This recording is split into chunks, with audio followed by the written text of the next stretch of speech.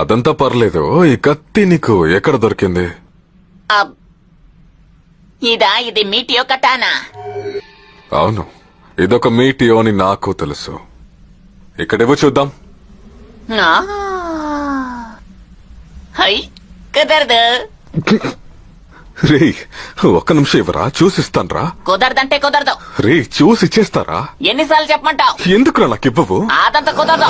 ఎంత అడుగుతున్నాను కదరా. ఒక ఖడ్గం సామురాయ్ గుండెతో సమానం. నువ్వు ఒక పైరెట్.